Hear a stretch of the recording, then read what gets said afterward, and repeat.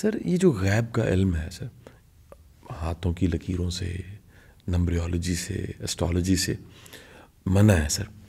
منع ہونے کی حکمت کیا ہے سر؟ اس کے پیچھے دین کیوں انکریج نہیں کرتا؟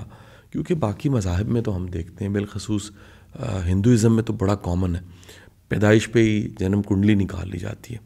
بڑے بڑے ڈیسیژنز، بڑے بڑے پاورفل لوگ ہم انڈیا کے دیکھتے ہیں، بھارت کے، وہ حساب کتاب لگوا کے پھر آگے چلتے ہیں. میں نے موسیٰ علیہ السلام پہ موویز دیکھیں، اس میں جو فرعون تھے انہوں نے اپنے ساتھ ایسے لوگ رکھے ہوئے تھے جو عامل تھے، جو حساب کتاب لگاتے تھے، رمل کا علم جانتے تھے، پھر اسٹریٹجی دیتے تھے کہ آپ یہ کریں.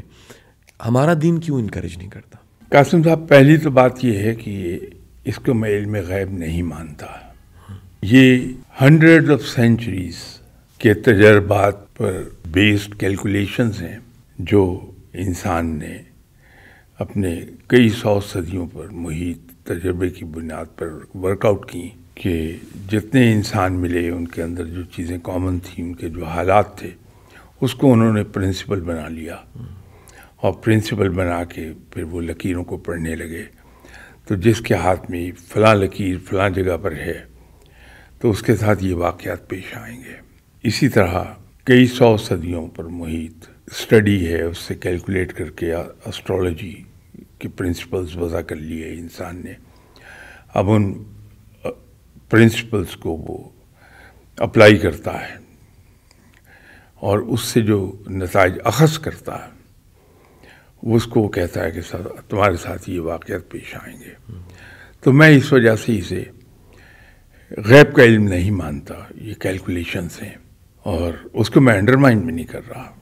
بہت محنت ہوئی ہے، کئی سو صدیوں پر محیط تجربات ہیں، اس سے یہ علم بنایا گیا. ان کی محنت کو اپریشیٹ میں بطور علم کے تو میں کر دوں گا کہ انہوں نے محنت کی ہے، اس کو میں بڑا اپریشیٹ کرتا ہوں.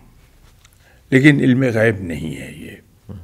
وہ جو آپ نے ہندوازم کی بات کی کہ ہندو کہ یہاں بچے کی پیدائش پہ ہی ایک اس کو کیا کہتے ہیں، جنم کنڈلی، نہیں، ذائچہ بنایا اس کا، اس سے کیلکولیٹ کر کے کیا. جو کام شروع کرنا ہے انہوں نے وہ ایک ذائچہ بنوانا ہے اور اس پر ساد جو وقت ہے وہ نکالنا ہے کہ مبارک گھڑی کون سی ہوگی جس میں کام شروع کیا جائے. شادی کبھی یہی ہے. لیکن ذرا یہ تو مجھے بتائیے کہ کیا انڈیا میں طلاقیں نہیں ہوتی، شادیاں ناکام نہیں ہوتی؟ کیا وہاں بزنسز ناکام نہیں ہوتے؟ کیا وہاں بچے راہ راست سے بھٹک نہیں جاتے؟ تو اگر یہ غیب کا علم ہو تو وہاں تو غلطی کا امکان ہی کوئی نہیں ہے. یہ کیلکولیشنز ہیں. انسانی ذہن، اس کا علم ناقص ہی رہے گا، نامکمل رہے گا. اس سے جنم لینے والی ہر چیز، اس میں کوئی نہ کوئی فلا ضرور ہوتا، فلالیس کبھی نہیں ہو پائے گی. لیکن رب کی طرف سے عطا کی ہوئی چیزیں جو ہیں وہ فلالیس ہوتی ہیں. لیکن جہاں ہیومن برین انوالو ہو جائے گا، جس کو ہم انجینئرنگ میں کہتے ہیں، جہاں ہیومن ایلیمنٹ انوالو ہو جائے وہاں غلطی ضرور ہوگی. یہاں تک تو ہم اپریشیٹ کرتے ہیں کہ انسان نے بہت محنت کر کے یہ اصول وضع کیے پامسٹری کے، اسٹرالوجی کے، وہ کمینڈیبل ہے ان کی ایفرٹ. لیکن یہ کہنا کہ وہ علم غیب ہے وہ درست نہیں ہے، کیونکہ انسان وہموں میں بڑی جلدی مبتلا ہو جاتا ہے.